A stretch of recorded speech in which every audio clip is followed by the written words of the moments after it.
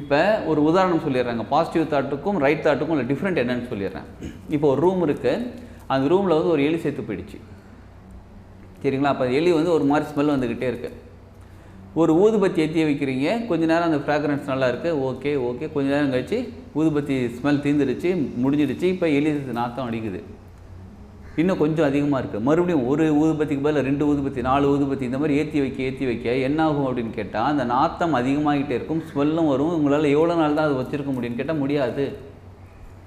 இப்போ positive thought அப்படிங்கிறது இந்த இடத்துல எப்படி அப்படின்னா, எனக்கு வந்து பிரச்சனையே கிடையாது, எனக்கு லைஃபே நல்லா இருக்குது, இந்த அப்படியே கஷ்டமாக இருக்குது, இருந்தாலும் எப்படி நினைக்கிறது, இந்த மாதிரி பல குழப்பங்களுக்கு நடுவில் கடனே இருந்தாலும் எனக்கு பணம் வந்துகிட்டு இருக்கு அப்படின்னா வந்து மனசு யோசிக்கும். அது எப்படா அது இப்போ ஏற்கனவே கடனில் இருக்கா, எப்படா பணம் வந்துகிட்டு இருக்குன்னு யோசிக்கும். உள்ளுக்குள்ளே ஒருத்தர் உட்காந்து சொல்லிட்டு இருப்பார். எனக்கு பணம் வந்துகிட்டு இருக்குன்னு நினைக்கிறது பாசிட்டிவ் தாட், நல்ல தாட், பாசிட்டிவ் தாட் தான், தப்பு கிடையாது. ஆனால் இந்த இடத்துல எப்படி பணம் வருதுன்றது உள்ளுக்குள்ளே இருக்க ஒத்துக்க மாட்டேன்றாரு. இது எப்படின்னா, செத்துப்போன எலி நாத்தம் கொடுத்துக்கிட்டே இருக்குது, பாசிட்டிவ் தாட் வந்து ஊதுபத்தி ஏற்றி வைக்கிற மாதிரி ஏற்றி வச்சுருக்கோம்.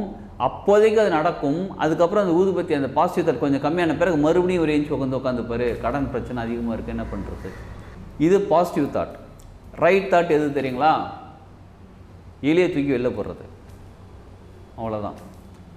இப்போ கடன் ஏற்கனவே இருக்குது, அதை எப்படி தூக்கி வெளில போடுறது? கடனை தூக்கி நீங்கள் போடணும்னு அவசியம் இல்லை. கடன் அடைவதற்கான வழிகளை யோசிக்க ஆரம்பிங்க.